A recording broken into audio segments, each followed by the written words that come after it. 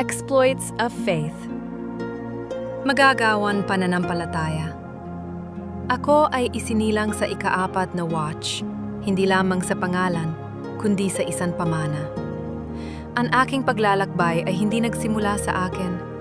Nagsimula ito sa mga nauna sa akin na nagdala ng alab ng pananampalataya at tiniyak na ito ay hindi kailanman mamamatay.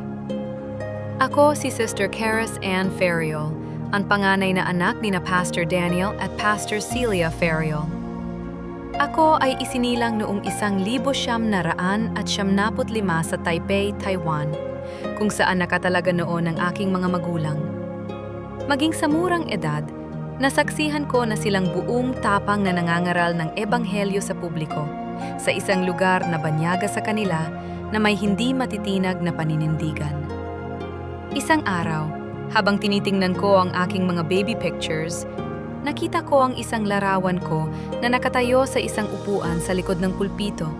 Ginagaya ang aking ama at inuusal ang mga salita ng Mateo 4:17.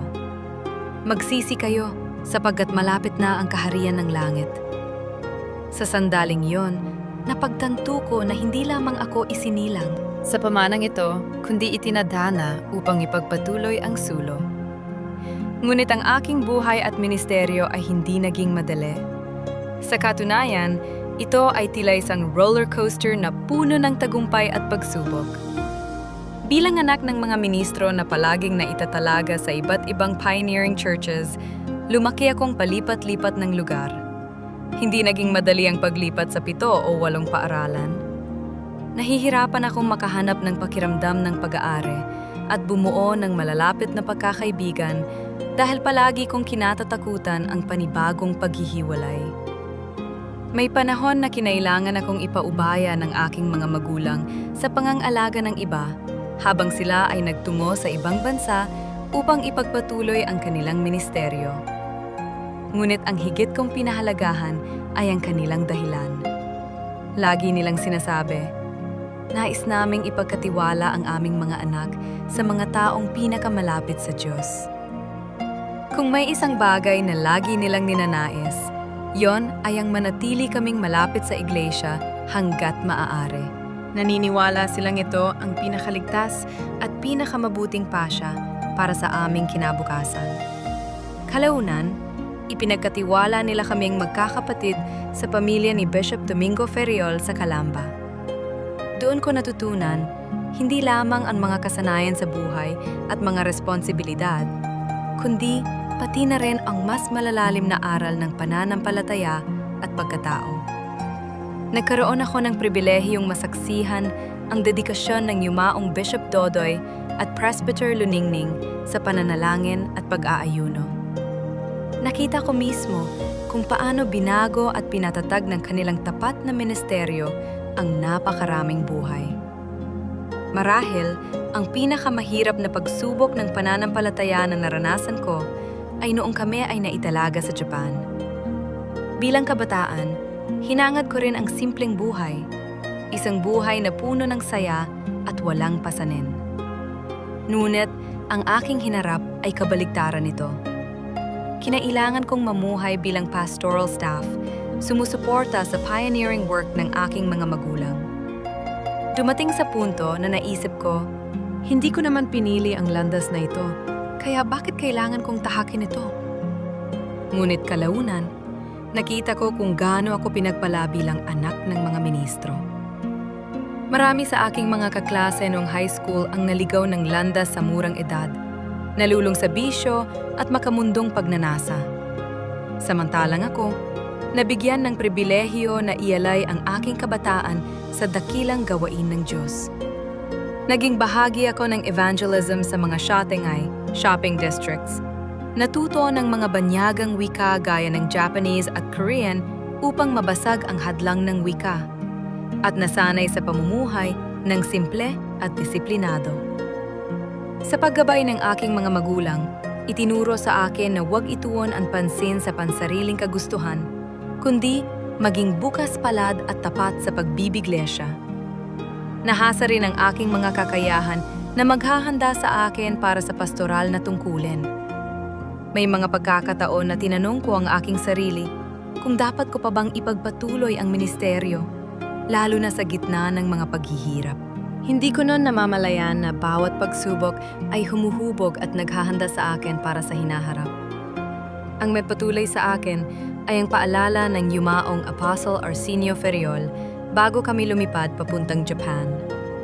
Sinabi niya sa amin ng aking mga kapatid, "Magpatotoo kayo doon."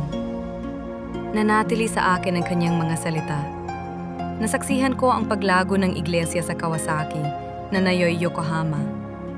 Nakita ko kung paano maraming kaluluwa ang naligtas at ang pananampalataya ng mga kapatid ay tumibay sa pamamagitan ng ministeryo ng aking mga magulang. Naunawaan ko na hindi lamang ako tumutulong sa kanilang gawain. Bahagi na ako nito. Ang kagalakang makita ang mga buhay na nababago at ang iglesia na umuunlad ay isang bagay na hindi ko kailanman makakamtan sa pagtugis ng pansarili kong mga pangarap.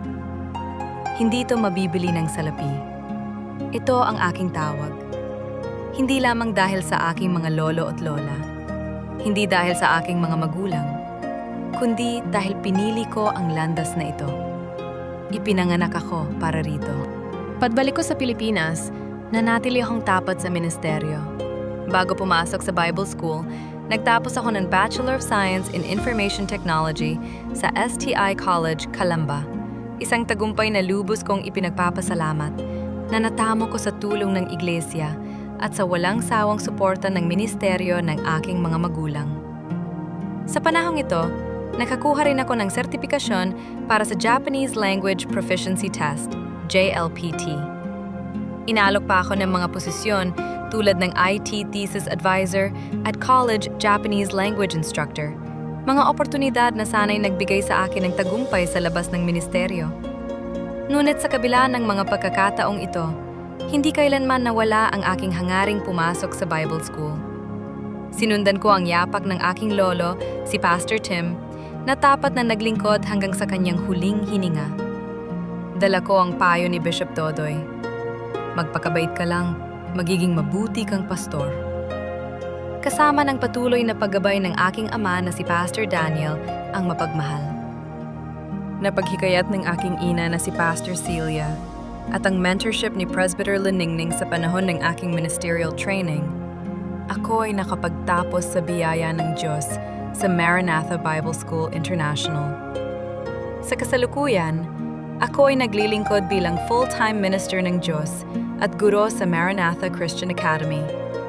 Para sa mga anak ng pastor, para sa mga maaaring dumaraan sa pag-aalinlangan o pag-aatubile, ang pagtugon sa ministeryo ay nananatiling isang tawag na karapat-dapat tahakin. Habang ang mundo ay puno ng kaguluhan at kawalang katiyakan, ang gawain sa ministeryo ay nag-aalok ng banal na katuparan, katiyakan at layunin.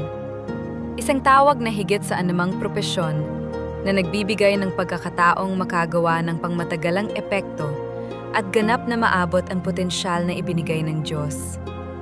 Minsang ipinahayag ni Apostle Jonathan S. Ferriol na tayo ang may pananagutang ipagpatuloy ang sulo, panatilihing nagniningas ang alab ng pananampalataya at ingatan ang apostolikong pamana.